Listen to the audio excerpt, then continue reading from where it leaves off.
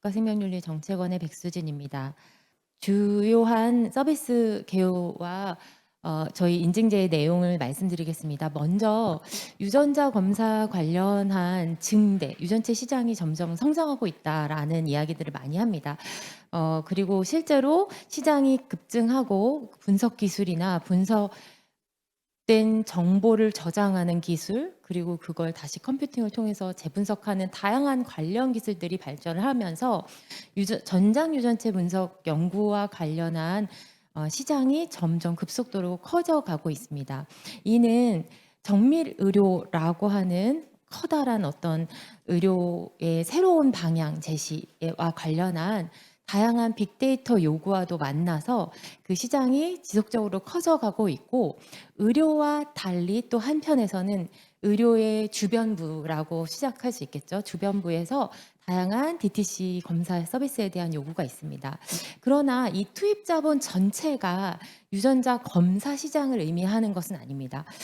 특별히 우리나라에서는 지금 국장님도 말씀해 주셨지만 15년 개정을 통해서 12개, 46개 유전자에 대해서는 제한적으로 허용을 했지만 현재는 11개, 45개 유전자로 정리되어 있다는 뜻은 지금 이렇게 새로 발굴되는 다양한 DTC 영역, 멜리스 영역에 있는 유전자 검사에 대한 정확도가 지금 현재 그렇게 밝혀져 있는 것들이 많지만 또 변경 가능하고, 또 실제로 다양한 유전적인 공유 집단들 사이에서 다양한 다른 결과들이 또 반대되는 의견이나 이런 다양한 결과들이 나오고 있기 때문에 변화의 가능성이 많은 시장이라는 것을 의미합니다.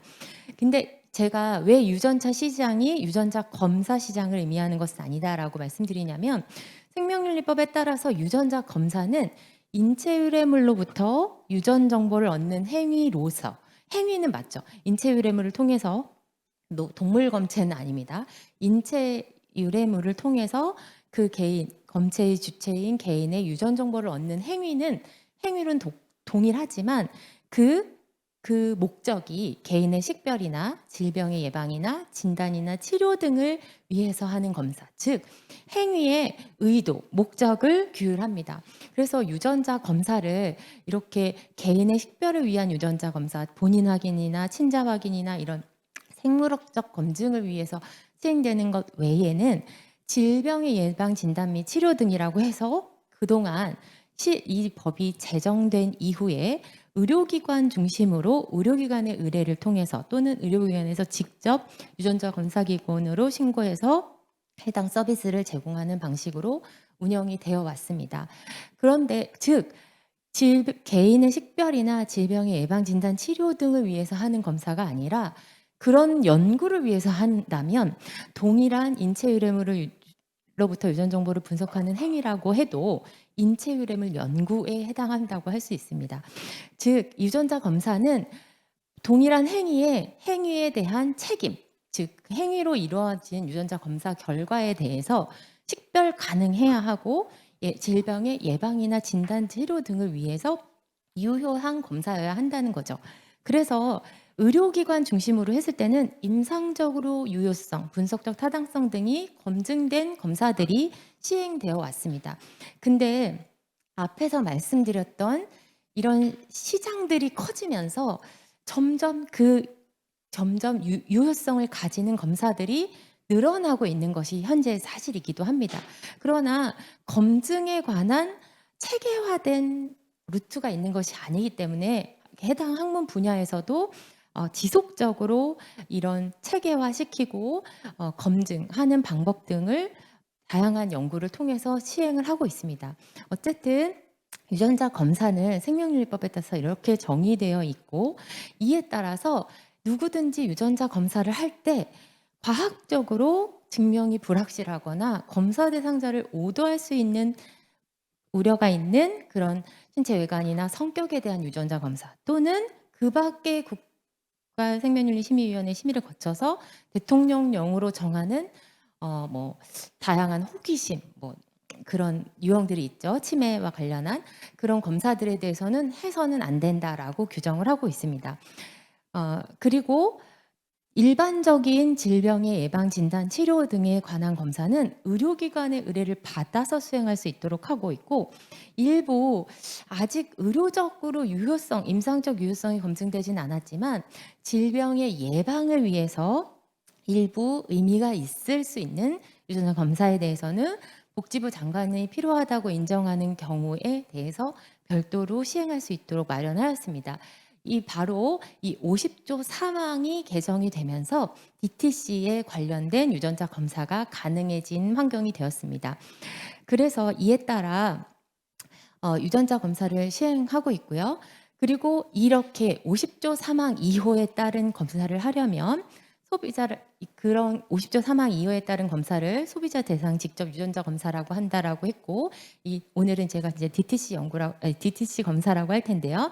DTC 검사는 하려는 유전자 검사 기관의 장은 복지부령으로 정하는 시설 및 인력 등을 갖추고, 즉 이에 따른 별표 5에서 제시하는 시설과 인력의 기준이 있고, 그 기준을 갖춘 다음에 검사의 항목별 숙련도나 검사 결과의 분석 해석 전달, 그리고 검사 대상자와 그 개인 정보를 같이 보호할 수 있는 방안 등 기관의 검사 관리 역량을 인증받도록 법이 마련되어 있습니다. 이에 따라 본 정책원에서 이 검사 역량을 평가하고 인증하는 업무를 맡고 있고, 또 이에 따른 인증을 받으면 인증의 유효기간은 3년으로 그렇게 되어 있습니다. 그래서 3년마다 갱신을 하는 구조로 되어 있고, 혹 인증을 받았다 하더라도 무조건 3년이 아니라 혹시 거짓이나 부정한 방법으로 인증을 받았거나, 아니면 인증을 받을 때는 적절한 요건을 갖췄는데 변동사항으로 기준에 충족하지 않게 되었거나, 아니면 인증받은 항목 외의 유전자 검사를 수행하는 등의 사항 4가지 사유에 대해서는 중간에라도 인증을 취소할 수 있도록 하는 규정을 마련하고 있습니다. 그러면 DTC 유전자 검사는 어떤 것이냐? 현재 고시에서는 의료기관이 아닌 유전자 검사기관이 유전자 검사에 대해서 직접 설명, 정보 제공, 동의를 구득하고 검체를 수집받아서 검사하고 결과를 분석해서 그 결과를 전달하는, 즉 소비자를 대상으로 하는 서비스를 다 실시하는 유전자 검사라고 하고 있습니다. 때문에 DTC는 유전자 검사 판매에 따른 기관의 모든 책임을 해당 유전자 검사 기관에게 두고 있습니다. 이에 따른 검사 역량을 저희가 평가를 하는 것이고요. 그러면 그동안은 왜 소비자를 대상으로 직접 유전자 검사를 허용하지 않았나? 유전자 검사가 자체가 전문성이나 유효성이나 효율성 등에서 다양한 영향을 받기 때문에 매우 의미 있지만, 매우 유용하지만 매우 위험할 수 있고, 매우 전문적인데 효율성이 없을 수 있는 등 다양한 사례가 있기 때문에 유전자 검사를 어떤 때 하고 어떤 때 하지 않아야 되고 어떤 때는 마음대로 해도 되는지에 대해서 어떤 기준을 정하기가 어려웠던 거죠. 왜냐하면 유전체 검사와 관련한 시장은 아시겠지만 인간 게놈 유전체가 다 완성된 이후에 막 급 발전을 하고 있거든요. 아직 성장하고 있고 뭔가 다 잡혀 있는 그런 분야가 아니기 때문에 굉장히 발전을 거듭하고 있는 분야라 할 수 있습니다. 그래서 그 영역이 어디로, 어떤 방향으로 확대 또는 성장해야 될 것인가는 매우 신중한 사회의 분석과 어떤 정책 방향의 설정이 중요할 거라 생각이 됩니다. 이는 유전자 검사라고 하는 행위 자체가 인체 유래물로부터 유전 정보를 얻는 행위라는 동일성이 있지만, 그 동일한 행위의 의도에 따라서 굉장히 고유하고 식별 가능한 유전 정보를 얻을 수도 있고, 그냥 누구에게나 있는 똑같은 동일한, 인간이라면 다 있는 어떤 정보를 얻을 수도 있고, 굉장히 다른, 그래서 목적에 따라서 얻어진 결과의 함의와 다양성, 그리고 또 그 해석에 대한 고도의 전문성이 요구되는 것이라는 점 때문에 유전자 검사를 그냥 막 확대할지, 기계가 있는 대로 다 해도 된다, 분석할 수 있으면 해도 된다가 아닌 이유인 거죠. 이에 따라 DTC 본 인증제를 추진하기까지 이런 배경에서 우리는 그러면 DTC 유전자 검사를 어떠한 방향으로 발전시키고 또 관리해 나가야 할 것인가에 대한 많은 고민이 있었고요. 앞에서 말씀드렸던 15년 내 생명윤리법 개정을 통해서 DTC 그래 도입해 보자라고 하는 것을 타진했다면 그 이후 원장님께서도 오늘 개회사에서 말씀해 주셨지만 좀 안전한 관리, 유전 정보의 안전한 활용과 효율적인 활용을 위한 체계를 갖추는 것이 중요하다라는 니드가 있었고요. 이에 따라서 3년도에 걸친 시범 사업을 거쳤고 그 거친 결과에 대한 종합적인 분석을 통한 연구를 통해서 지난해 7월에 인증제를 첫 해를 시행하게 되었습니다. 그래서 최종 4개 조건부 포함한 6개 기관이 인증을 득하였습니다. 시범 사업 결과를 추진한 결과는 이제 이건 요약인데 간단하게 보시면 알겠고요. 이에 따라서 시범 사업을 통해서 드러난 문제점들이 있었습니다. 검사기관에 대한 역할이 우리는 왜냐하면 그동안 유전자 검사기관은 검사를 의뢰받아서 검사를 해서 그 의뢰받은 곳에 전달해 주는 역할이 다였습니다. 그러다 보니까 그냥 그 일을 하는데 할 수 있는 분석의 대상이 늘어난다라고만 이해하는 기관들이 참 많았습니다. 때문에 법적으로 검사기관이 소비자를 의료기관의 의뢰를 받은 검사만을 하는 것이 아니라 유전자 검사 전반은 소비자를 대상으로 제공할 수 있는 서비스 재화로 하기 위해서 검사기관이 갖춰야 될 역량이나 어떤 관련 법률들에 대해서 잘 모르거나 무지하는 경우들이 많았고요. 잘 아시는 기관도 있었지만 잘 모르는 기관도 굉장히 많았고 또 검사 목적에 대한 또 검사기관 중심으로 계획을 세우다 보니까 굉장히 불확실한 경우도 많았고 또 DTC 영역 자체가 아직 GWAS나 이런 데이터에 근거해서 통계적 유의성 등이 발견되는 수준, 즉 아직 맞춤으로 가기는 굉장히 어려운 맞춤이 아니지 기성복에 가까운 거죠, 오히려. 근데 그런 식의 근본적인 분야적인 한계 그리고 그럼에도 불구하고 이게 정말 유효하다라고 검증할 수 있는 체계의 어려움 등이 시범 사업을 통해서 많아졌습니다. 그리고 이게 단기간 내에 세워질 수 있고 확립되기 어렵다는 것도 동시에 알았습니다. 때문에 일단 허용해도 되는 항목들을 허용하면서 같이 업체와 이렇게 우리 사회 유전체 시장이 같이 성장하는 방향을 찾는 것이 최선이겠다라고 하는 것들을 조금 저희가 정리를 하였고요.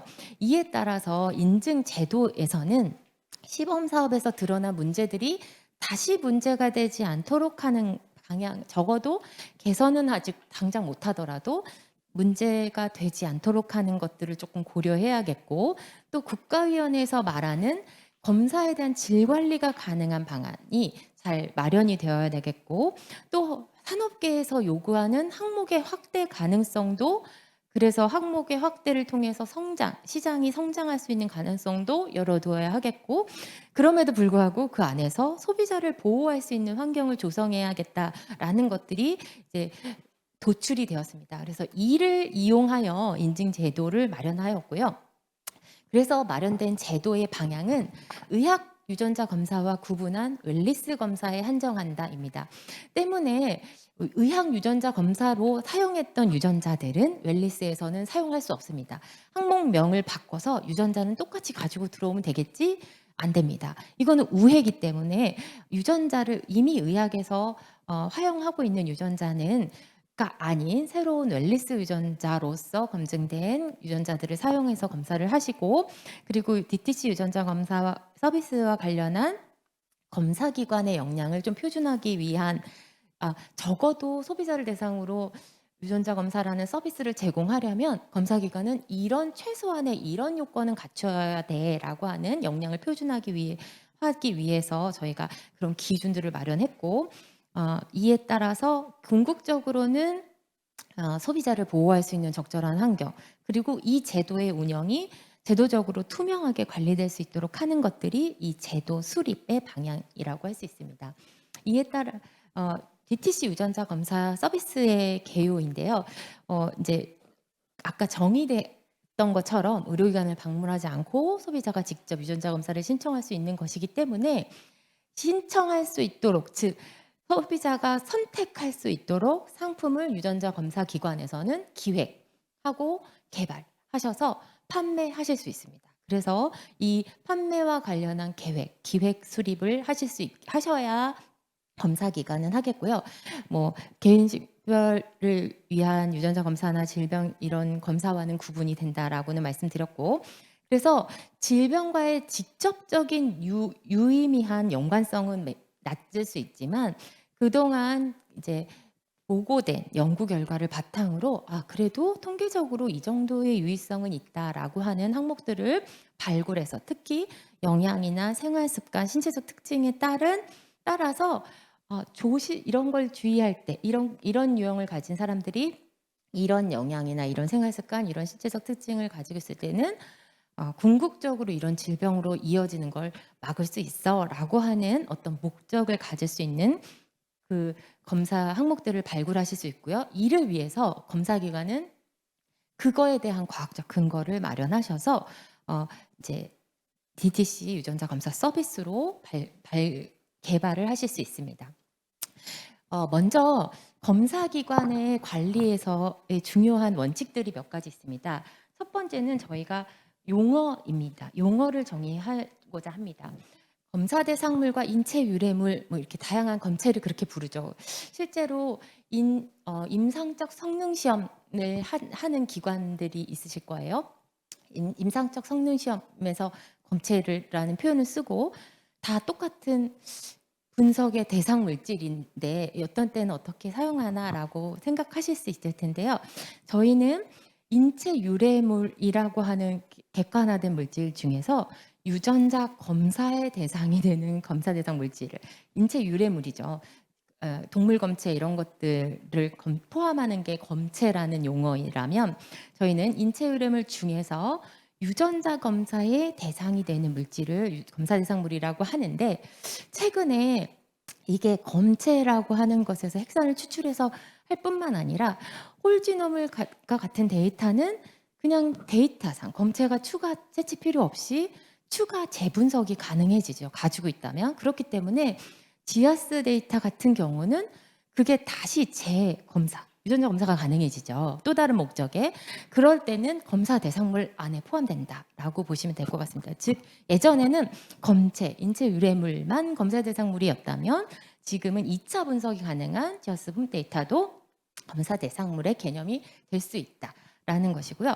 그러면 유전 정보와 유전자 검사 결과를 구분하는 것도 굉장히 중요합니다. 유전자 검사가 인체 유래물로부터 유전 정보를 분석하는 행위로서 이렇게 돼 있죠. 그러니까 내가 인체 유래물로부터 유전 정보를 분석할 수도 있고 다른 정보를 분석할 수도 있거든요. 실제로 저희가 WBC 뭐 이런 검사를 할 때는 유전 정보 안 분석하잖아요. 그런데 이 유전 정보를 분석하는데 이 유전 정보가 그때는 목적이 없을 수 있어요. 그쵸? 목적이 없이 유전 정보를 일단 얻고 목적에 맞는 분야를 이렇게 확인하겠죠. 그렇기 때문에 유전 정보라는 것은 굉장히 포괄적인 용어입니다. 그러나 생명윤리법에서는 유전자 검사 결과라는 말을 하거든요. 그러면 유전적 검사 결과도 유전 정보죠. 유전 정보잖아요. 그러면 유전자 검사 결과는 동의한 검사를 의뢰한 그 목적에 맞는 결과를 유전자 검사 결과, 유전 정보 안에 포함은 되지만 유전 정보 목적에 맞는 결과가 유전자 검사 결과이다라고 이 용어를 세 가지를 조금 구분해서 사용하실 필요가 있고요. 실제 관련 서류에서도 혼용해서 사용하지 마시기 바랍니다. 왜냐하면 이게 어떤 목적에서 누구의 손에 어떻게 관리되느냐가 굉장히 검사 대상자의 입장에서 다른 문제이기 때문에 이 부분을 용어를 DTC 기관에서는 특히 조금 주의해서 구분해 사용해 주시기를 부탁드리고요.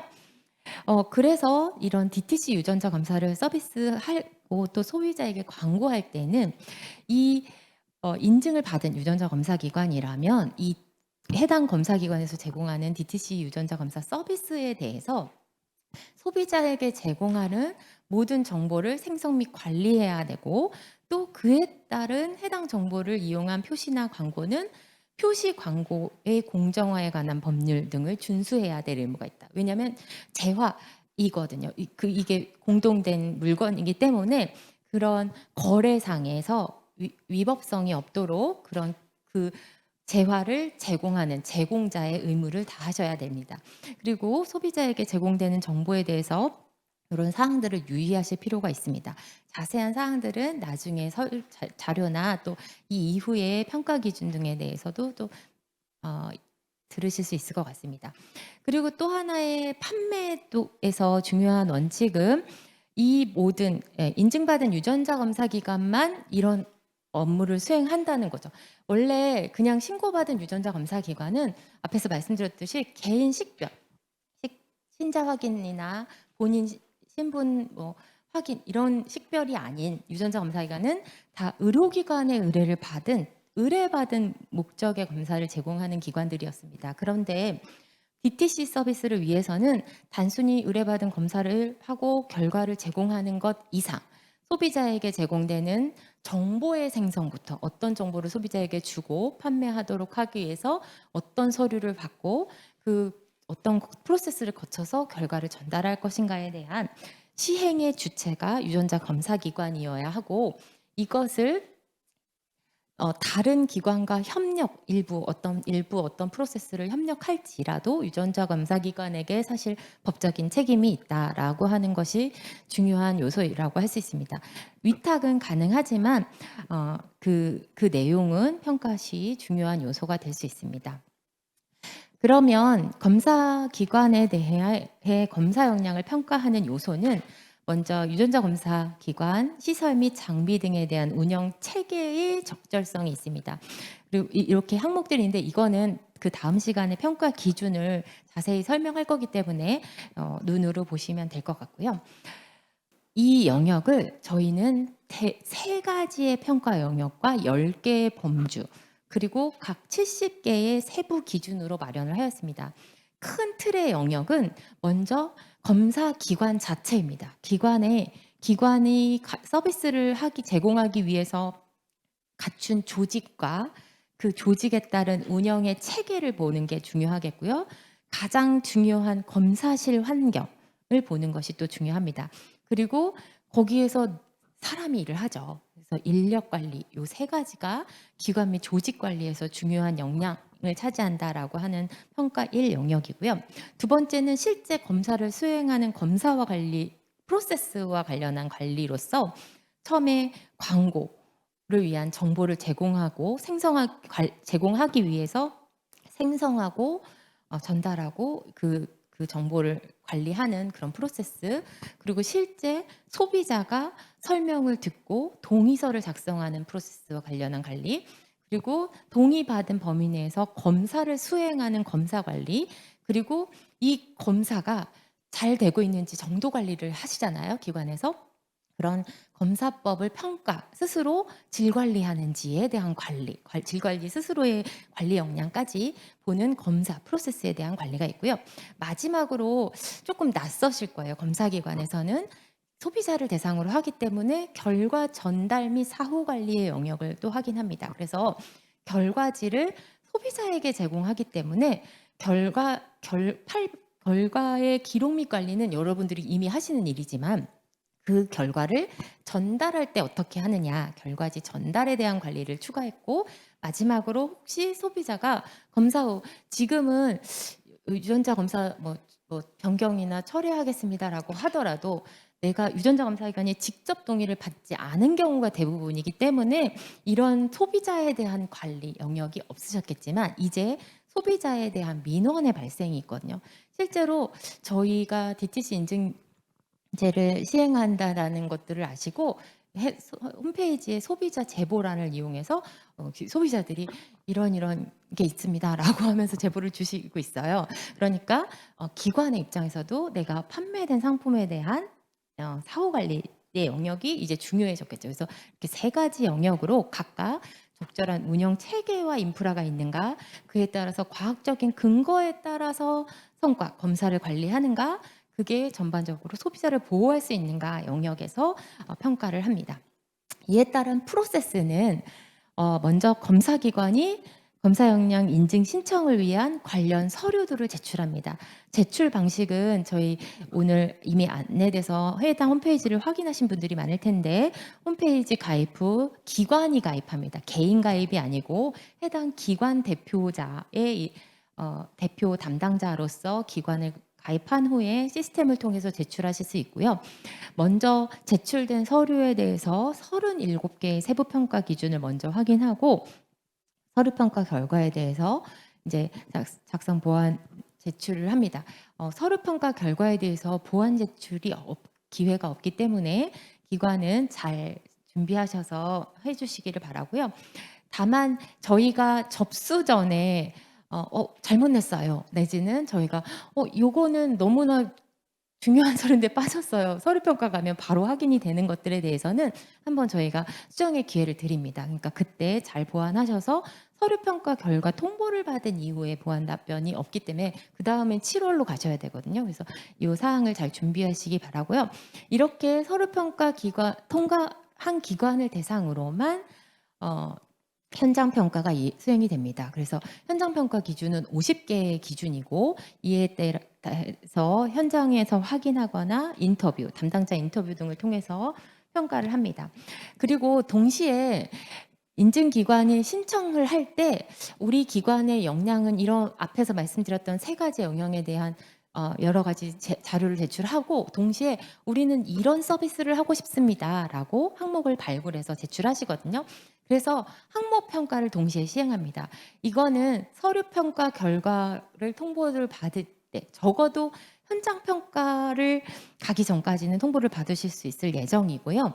그래서 검사를 신청하고 이것도 마찬가지로 재검토 재신청 기회는 없기 때문에 재신청은 가능하지만 결과 통보를 받은 다음에 이거 바꿀게요 이런 식의 이제 보완 답변은 없기 때문에 신규 신청을 이용하셔야 되고 인증을 신청하는 첫 해에 지난해까지는 시범사업에서 70개 항목에서만 제한이 되었지만 올해는 이제 기관이 발굴하는 새로운 항목 등을 추가하실 수 있습니다. 그래서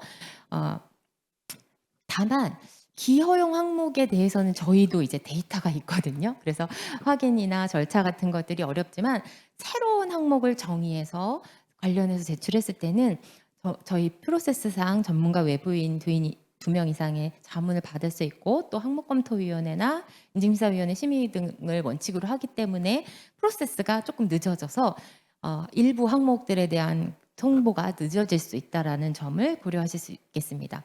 이에 따라서 서류 평가가 통과되고 또 적절성이 검토된 항목에 대해서 현장 평가와 외부 정확도 관리 2개가 시행이 됩니다. 서류 평가 통과한 기관을 대상으로는 PT 물질 10개가 신청한 특히 신청해서 적절성 검토에 통과한 항목에 대해서만 이제 PT 물질의 이용 결과를 제출하셔야 되고요. 이때 10개 물질 모두 그리고 각 전체 평균이 98% 이상이어야 정확도 평가를 통과하실 수 있습니다.